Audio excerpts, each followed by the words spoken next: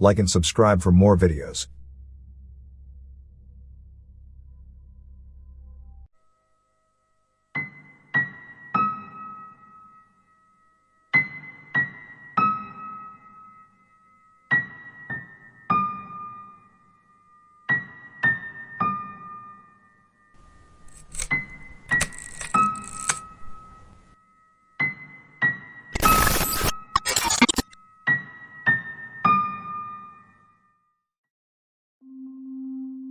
Like most people these days, I had a fucked up childhood.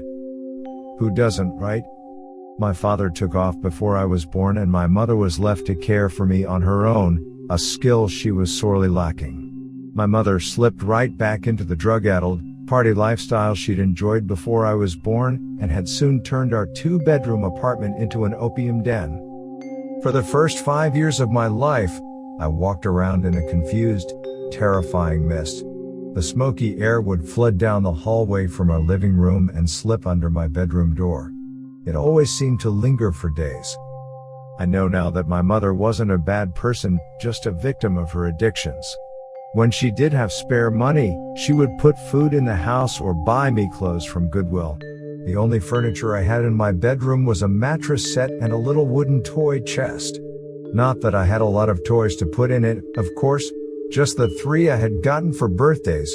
One was an art kit, one was a red wagon, and the last, my pride and joy, was a doll named Betsey. Betsey was my best friend. We would have imaginary tea parties together, sleep together, and even take baths together. Sometimes, I even remember her voice. When I thought back on my conversations with the doll in adulthood, I realized that I was likely suffering from delusions. Thanks to the always present butts of smoke that laid claim to our small apartment's dingy hallways and drafty bedrooms. Still, I remember the sound of her voice, a pleasant, tingling lilt that was almost always coupled with a raucous giggle. I also remember the things that she said to me, and the things she wanted me to do. She asked me to steal, usually food or pens and pencils. She wanted me to bring her forks and knives and hit the bad man who slept on our couch. It was always something and I would always get in trouble. But she wouldn't. When I told my mother who had put me up to these games, she would scoff and shake her head. She never believed me. Adults never do. Around my 6th birthday, I asked my mother for a birthday party. I wanted to invite the mean girls from school and serve them cake and ice cream to make them like me. I remember standing in the kitchen that day with such hopes, having just asked the most important question of my entire life. The glass bottle of Coca-Cola I held was shaking in my nervous hands. I waited with bated breath as my mother continued putting groceries away, almost as if she hadn't heard me. But I knew she had. Finally, just as I had failed a second time to muster the courage to repeat my question, she turned around and gave me a flippant shake of her head. A birthday party? Laura, that's ridiculous. I can't afford to feed 15 children that aren't even mine. Hell, I can barely afford to feed you. You eat like an elephant, especially for a girl your size.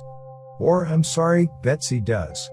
There's barely anything left for me to eat around here, much less a classroom of other people's brats. My face fell, as she shook her head, mumbled something else under her breath, and stumbled off into the living room. I heard the music go up then as more people walked in the door. Some left, some stayed, I never knew them either way. It simply wasn't fair. My mother threw parties all the time. What about me? I was a kid. All my friends had birthday parties and now the mean girls at school would know I was too poor to have one and they would tease me even more. I felt tears start to well in the corners of my eyes and I choked back a sob while I ran to my room and slammed the door behind me. Betsey was lying on the bed and smiling. She was always smiling. Usually it made me feel better, but today, it just made me angry. She just kept staring at me, smiling. She was going to tell me to do something bad. Again. This was why my mother wouldn't throw me a birthday party. It was because of all the trouble I got into because of her. This was her fault. Betsey didn't have to go to school, and Betsey never got in trouble like I did. And in my young mind, I truly believed it was the doll, not my mother, who was to blame for everything. I snapped then. I screamed in indignant rage, and I threw the bottle as hard as I could at the bed. It hit Betsey on her forehead and she fell on the floor. Good. I picked up the bottle and I hit her again and again. I thought I heard her laugh and I hit her harder. Then I laughed. When my rage was spent, I dragged Betsey to my toy chest and threw her in. I slammed it shut and kicked the chest against the wall. I never wanted to see Betsey again, ever. I never owned another doll after Betsey. About a week later, the police came and two nice ladies took me to live in a new home in a new state, with food and toys and no drugs. The trunk went into storage and the wagon disappeared. I never saw my mother again. As I got older, my foster parents admitted she was in jail, doing 25 years. That was fine with me. I felt nothing for her anyway. I still had nightmares because of my life with that woman. But then slowly, I began to heal. I focused on doing well in school and I ignored my mother's letters from prison. She reached out to me several times in my 20s as well, but I always declined her calls. That is, until this morning. I'm 30 now with my own children and a loving, honest husband. I have a beautiful house, 2 dogs, and a career as a social worker trying to make a difference for kids who had it bad like me. I'm happy, I'm steady, and I'm content. So when I got a voicemail from my mother informing me she had been paroled and that she wished to speak, decided to let her say her piece. Since the kids were home from school, I went out into our shed in the backyard to return my mother's call. The shed was the children's domain and they used it to play in the summer. I sat on my old toy chest, which was currently being used as tea party table, and dialed the number she had left me. 3 rings. My mother answered. Hello, Laura. Hello, Mother. How are you? Laura, thank you for speaking to me. I know you have your own life now and a family. I would love to meet them someday. I just wanted to tell you how sorry I am for everything. Mother, you are not meeting my kids ever. And since you called me, I'm going to tell you what I have needed to say for years. The opium and the heroin, they destroyed you. And the worst of it is that you almost took me down with you. I was 5. That was no home for a child. Honestly, I'm surprised it took you so long to get caught. Laura, I know how it seems, but I honestly know nothing. Look, it hardly matters, and I do understand why you would feel that way. Why you would hate me and not want me to meet your little ones. I learned a lot about forgiveness while I was away and oh, Laura, I am so sorry about Betsey. Betsey? I paused, confused. Why would you care about her? I know, Laura, believe me, I do. It was all my fault, the drugs, the partying. And Betsey, oh God, if I had only paid attention. If I had only known. She's gone and it's because of me. As my mother began to cry, I tapped my fingers on the toy box, impatiently. The drugs had clearly fried her brain. Mother, I sighed. Why are you talking about Betsey? And why do you even care? I know where Betsey is. Right underneath me.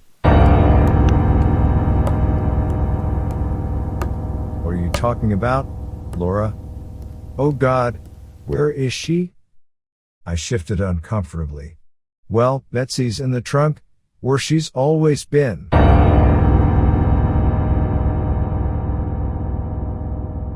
There was a beat of stunning silence. What do you mean your sister's in the trunk? Sister? What the hell are you talking about? Back on drugs so soon? That's a record, even for you. Betsey is a goddamn doll. I locked her in my toy box a few days before you got arrested for possession. Laura. Oh God, no. Laura, what have you done? I wasn't arrested because of the drugs, Laura. I was arrested because of Betsey's disappearance.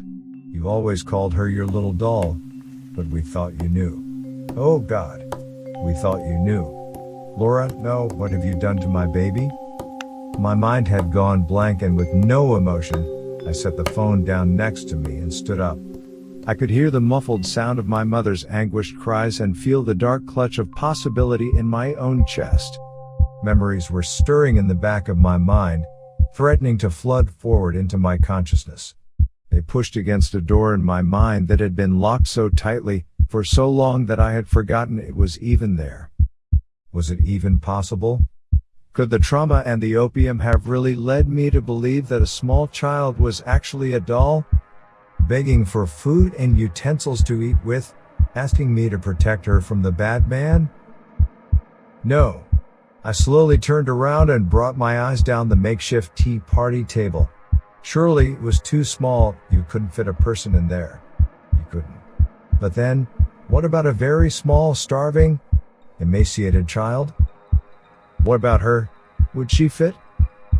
Did the smoky air from the opium and heroin prevent me from smelling the stench of a rotting corpse? Would an investigator even bother looking for a person in this chest? I knew I wouldn't. It was just too small. And I was sure we had opened the toy box at some point over the years, hadn't we? Or had something swum in the dark recesses of my memories always stopped me? I couldn't remember ever seeing it open. I knelt down to the ground and opened the clasps. It would be better to not look. After all that I had overcome, this new life that I had earned for myself, it could all be undone by opening this toy box. I shouldn't open it. I should throw it in a landfill and forget it ever existed. I should not look inside. I opened the chest.